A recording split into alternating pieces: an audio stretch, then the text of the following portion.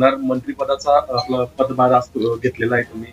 आगामी काळात नेमकं कसं नियोजन असणार आहे पाणी पुरवठा खात्यात? मी मंत्रिपदाचा कार्यभार घेतल्यानंतर कालच मंत्रालयीन अधिकाऱ्यांची आणि प्रिन्सिपल सेक्रेटरी असतील, MS असतील, MD असतील यांच्यावर बैठक घेतली आणि आढावा महाराष्ट्राचा घेतलेला आहे. त्यामुळे येणाऱ्या काळामध्ये आता जिल्हावाईज दौरे करण्याचा माझा मानस आहे. ज्या योजना सुरू आहेत त्या योजनांच्या ठिकाणी भेटी देण्याचा माझा मानस आहे.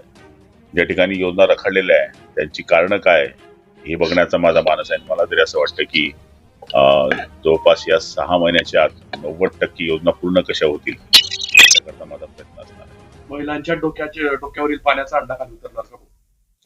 निश्चितपणाने तो प्रयत्न आमचा आहे, पण काही ठिकाणी आपण बघत असाल की कॉन्ट्रॅक्टरांच्या काही ठिकाणी हलगर्जीपणामुळे बऱ्याच ठिकाणी काही योजना थांबलेल्या आहेत. त्या योजना थांबल्या का, त्यांच्यावर कारवाई करण्यात आली का, त्यांना नोटिसा देण्यात आली का, त्यांना ब्लॅकलिस्टमध्ये टाकण्यात आलंय का, या सगळ्या गोष्टींचे आता चौकशी करण्याचं काम आता मी सुरू करतोय. आणि ज्या योजना चांगल्या झालेल्या आहेत त्या ठिकाणी निश्चितपणाने ज्या कॉन्ट्रॅक्टने चांगलं काम केलं आहे त्यांना शुभेच्छा पण आपण देण्याची मानसिकता ठेवलेली आहे. त्यामुळे मला तरी असं वाटतं की जो काम चांगलं करेल त्याला शाबासकी, ज्यांनी वाईट काम केलंय त्याच्यावर कारवाई. भाऊ, एक संभाव्य यादी समोर आलेली पालकमंत्र्यांविषयी आपलं नाव जळगावसाठी समोर येत आहे.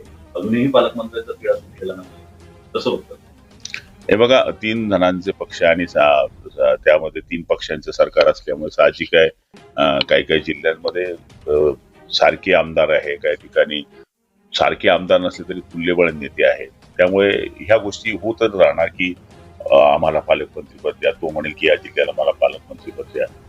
पण तिघही नेते समजदार आहे, ते निश्चितपणाने त्या 2-4-5 जिल्ह्यामध्ये काही तो असेल त्याच्यावर तोडगा काढतील आणि मला तरी वाटतं 2 दिवसाच्या आत पालकमंत्र्यांची यादी डिक्लेअर होईल. जिल्हा परिषदमध्ये बनावट औषधी त्याची चौकशी करण्याचे आदेश शिवना देण्याचा या ठिकाणी आपण आदेश करू. आणि तुमच्याकडनं ही माहिती मिळाली तर आजच मी जिल्हाधिकाऱ्यांशी बोलतो. सगळ्या गोष्टी खपवल्या जातील, पण औषधीमध्ये जर असा घोटाळा होत असेल तर तुम्ही किती लोकांच्या जीवाशी खेळता याचाही आपल्याला विचार करण्याची गरज आहे. आणि जो कोणी असेल त्याच्यावर कडक कारवाई कशी करता येईल याचा 100% आदेश कलेक्टरना. जळगाव जिल्ह्यामध्ये 4000 वीज बिलं वितरित करण्यात आली आहे, त्यावर मुख्यमंत्री अजूनही उद्धव ठाकरेच आहे. ठीक आहे, काही तांत्रिक चुका असतील, पण ही चूक सुद्धा फार गांभीर्याने घेतली पाहिजे. आणि ज्या गोष्टीला आता 3 वर्ष होऊन गेले त्यांचंच नाव येत असेल तर मग परमेश्वर त्यांचं भलं करू. भाऊ, जर तुम्ही बघितलं तर एकीकडे पंतप्रधान डिजिटल इंडिया करण्याच्या प्रयत्नात आहे, दुसरीकडे जर बघितलं तर जिल्हा परिषद शाळा असतील, महापालिकेच्या शाळा असतील, शासकीय शाळा असतील, यामध्ये संगणक कक्ष आहेत तर काही ठिकाणी इंटरनेट नाहीये आणि काही ठिकाणी मुलं हे जे संगणक कक्ष आहेत संगणकापासून, शिक्षणापासून वंचित असल्याचं दिसतंय. हे बघा, आता सगळीकडेच डिजिटल करण्याचा मानस देशाभरामध्ये आहे. आपण बघतो की ग्रामीण भागामध्ये आता वागटुकीसारखं माझं छोटंसं गाव आहे, ज्या गावाचं मतदार 500च्या आसपास असेल, तिथे सुद्धा डिजिटल शाळा आहे, डिजिटल मुलांना शिकवलं जात आहे, टॅब दिले जात आहे.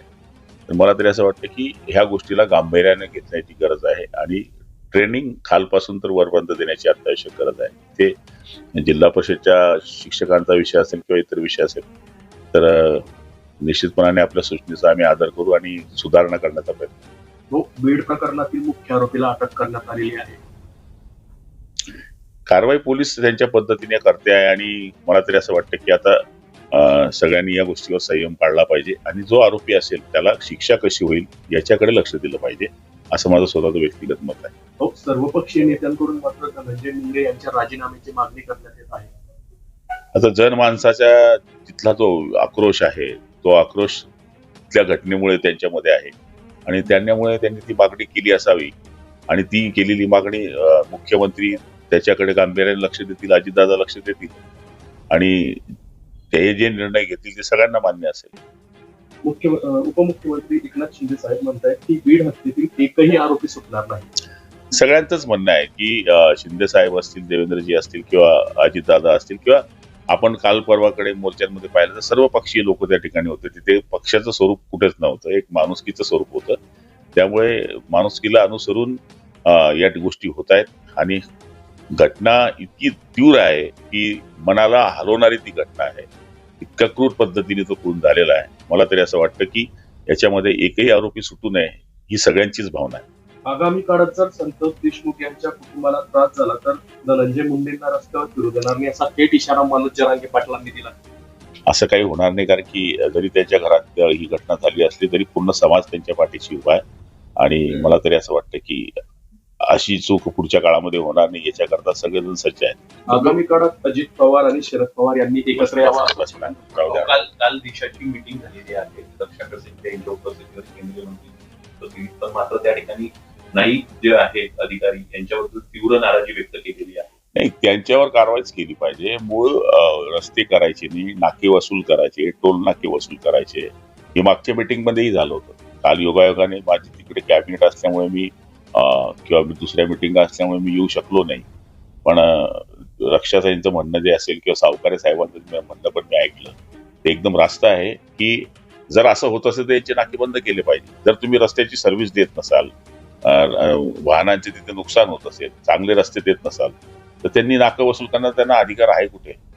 आज तरसोद ते पाळदी हा जो बांबुरी जाणारा रस्ता आहे, दरवेळेस ते मार्चचा अल्टिमेटम देता, मार्चचा अल्टिमेटम देता. ह्या मार्चलाही रस्ता पूर्ण होणार नाही अशी स्थिती आहे. मग सावकारांचं म्हणणं काय चुकीचं आहे? शेवटी मंत्री होण्याच्या पहिले ते एक नागरिक आहे आणि रोज त्या रस्त्याने ते वापरतात. आपणही त्या रस्त्याने वापरतो, रक्षाताई त्या रस्त्याने वापरतात. आणि मला तरी असं वाटतं की सावकारांनी जो सज्जड दम दिलेला आहे त्याला माझा सुद्धा पाठिंबा असणार आहे की टोल नाकं जोपर्यंत रस्ता क्लिअर होत नाही वसूल करू नये. खूप शेवटचा प्रश्न, गुलाबराव देवकर यांनी भाजपमध्ये प्रवेश करावा किंवा नाही करावा या संदर्भात जे निर्णय आहेत गिरीश महाजन घेतील असं रक्षाताई आणि संजय सावकर यांनी. कोणत्याही पक्षामध्ये गेले तर त्यांचे जे ॲटम बॉम्ब आहे ते माझ्याकडे सगळे रेडी आहे. म्हणजे यांना घेऊन कोणत्याही पक्षाने आपल्या अंगावर शिंतोड उडवू नयेत. यांचे बँकेचे लफडे आहेत, यांचे पतसंस्थेचे लफडे आहेत, यांचे मजूर फेडरेशनचे लफडे आहेत, यांचे जे प्रॉब्लेम आहेत सगळे हे लपवण्याकरता ते ह्या त्या पार्टीत जाण्याकरता प्रयत्न करतायत. आणि भाजपला अशी काही गरज राहिली नाही. 132 आमदारांची पार्टी आहे आणि आम्ही त्यांच्या बरोबर आहोत. गुलाबराव देवकर आल्यानंतर ते काही 50 पट भाव वाढवून देतील पक्षाचा असा काही माणूस नाहीये. आणि आता चालूचा अनुभव आहे, ज्या लोकांनी 85,000 मतं दिले त्या माणसाला पाच दिवसात सोडायला हा माणूस तयार होतोय. उद्या जर भाजपमध्ये आला आणि भाजपमध्ये थोडा प्रॉब्लेम वाटला तर 1 मिनिटात भाजपलाही सोडून देईल. त्यामुळे ज्याची नीतिमत्तेमध्येच फतरा आहे अशा माणसाला घेऊन भाजप वाढणार थोडी आहे.